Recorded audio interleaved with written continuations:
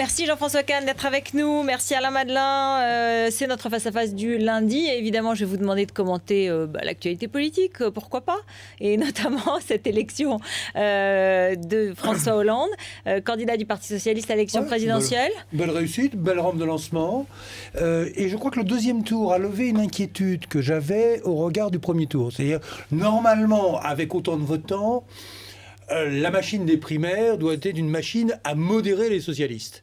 Et j'avais le sentiment quand même que le deuxième tour était un peu pris en otage par les plus extrêmes. Et d'une certaine façon quand même, quand on entend M. Mélenchon, les amis de M. Mélenchon, et les amis des Verts, qui ont chacun leur candidat au présidentiel, inviter leurs militants à aller voter dans une primaire qui ne les concerne... Enfin bref, c'est quand même un peu fort de goût. Enfin, c'était une primaire ouverte à la gauche, hein, oui, c'était la règle du jeu. Hein. J'entends bien, mais pas pour des gens qui ont déjà un candidat à l'élection présidentielle. François Hollande n'a pas du tout apprécié. Je le comprends tout à fait. Bref, toujours est-il que, d'une certaine façon, c'est le socialisme réaliste, pour ne pas utiliser d'autres mots, qui l'emporte sur le socialisme dur. Et d'une certaine façon, quel que soit le résultat des élections présidentielles, je préfère une gauche raisonnable, et je crois que globalement pour le pays c'est meilleur, que la dominante des extrêmes. Bon voilà, il est presque sur le point de voter Hollande à la Madelin. Jean-François Kahn, c'est la gauche réaliste, c'est la gauche raisonnable qui l'a emporté. Réaliste, je sais pas. Oui, c'est plus raisonnable. Oui, par rapport à Mélenchon, c'est une gauche très raisonnable. Bon, mais par rapport à Martine Aubry. D'abord, moi, je dis franchement, je ne m'attendais pas il y a 2 mois à ce que près de 3 millions de gens y votaient. Il faut quand même comprendre, pour les gens qui ne savent pas, qu'on c'était pas dans les écoles. Il fallait chercher, il fallait savoir, il fallait aller sur Internet. C'est un acte militant. Le site était en panne. En plus, c'était en panne. C'était pas évident. Premier tour, donc, 3 millions. Vous avez cherché à voter ou quoi? Oui, j'ai cherché mon bureau de vote. Ah bon, d'accord. J'ai cherché mon bureau de vote, je ne l'ai pas trouvé, donc je ne suis pas allé voter. Bon, c'est quand même un scoop, ça. Ça, c'est quand même un scoop. Mon bourg a perdu ma voix. S'il y avait été, j'aurais aimé avoir un appareil photo. 3 millions, près de 3 millions de votants. C'est plus que les socialistes ont fait aux élections européennes. Absolument. Et c'est 60% de ce que Jospin a fait en 2002. C'est incroyable. Plus le fait que quand même 57%, c'est pas large, donc il est légitime. Alors naturellement, ça va poser un problème. Qui est que, au fond, Martine Aubry, au fond, elle est patronne d'un parti socialiste dont le candidat est quelqu'un dont elle a dit qu'il était droite, en gros, quoi. Oui. C'est un problème. Bon, la cohabitation va être très difficile. Non, pas forcément. Mais quand même, elle va être dans une difficulté qui est que, pendant des jours et des jours, on va entendre la droite réciter du Martine Aubry. Le discours de la droite, c'est Martine Aubry a dit que, Martine Aubry a dit que, Martine Aubry a dit que. Et évidemment, ça va être, pour Martine Aubry, ça va être difficile d'une certaine manière à gérer. Mais cependant, ce que dit Alain Madelin, il y a un paradoxe.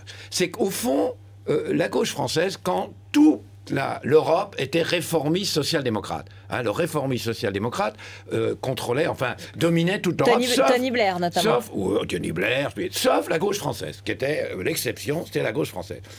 Et là, paradoxe des paradoxes, voilà que la gauche française se social-démocratise, se convertit à réformiste social-démocrate, et même à la droite de la social-démocratie, au moment où vous avez des centaines de milliers de gens dans le monde qui manifestent une base de gauche contre la social-démocratie ici, en Grèce, en Espagne, etc. Autrement dit, la gauche française continue à être originale parce qu'elle devient à la droite de la social-démocratie au moment où les peuples rejettent la social-démocratie.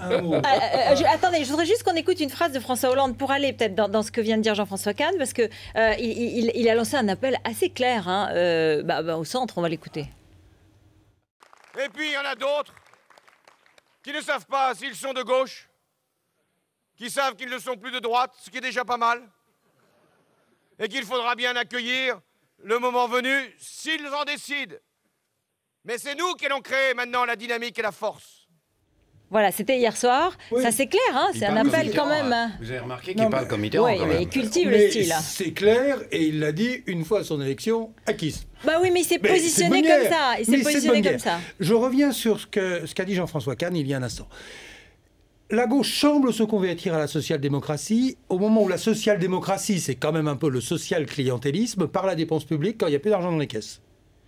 Et donc la question importante... Donc elle est toujours en retard, quoi. La question importante de François Hollande, maintenant qu'il est élu, ce sera de faire preuve d'imagination, c'est pas le cas jusqu'à présent, et de donner le sentiment de prendre à bras-le-corps les grands enjeux du pays qui sont essentiellement la compétitivité, la croissance pour l'emploi et le pouvoir d'achat.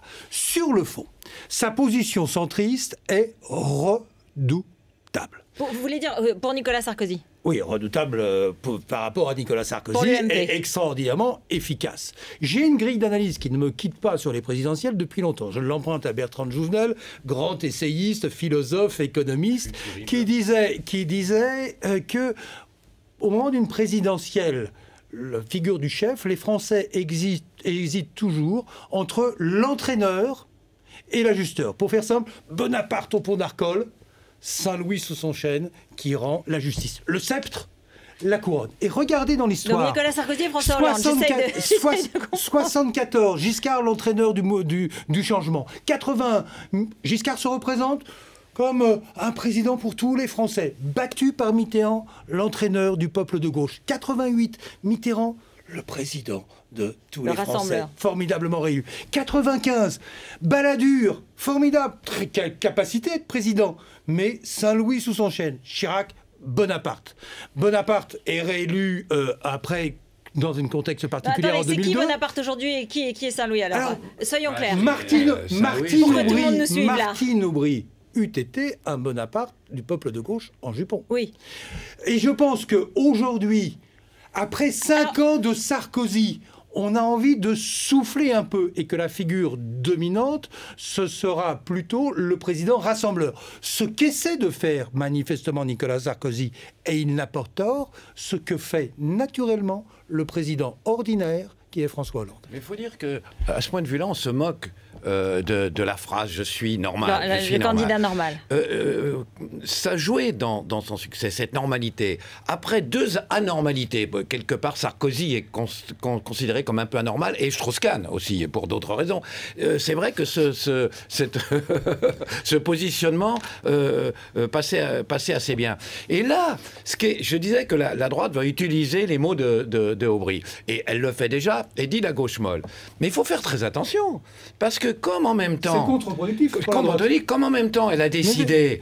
Même si c'est pas vrai, parce que quand même, on a quand même eu pour la première fois, faut le dire, dans l'histoire de la gauche, c'est la première fois qu'un candidat fait campagne, non pas en disant je vais vous donner de nouveaux droits sociaux, mais en vous disant... Enfin, il a prévu la création de 60 000 postes d'enseignants. C'est le seul truc. Oui, mais alors, excusez-moi, le fait qu'on cite ça tout le temps prouve qu'il n'y a que ça. Pour le moment.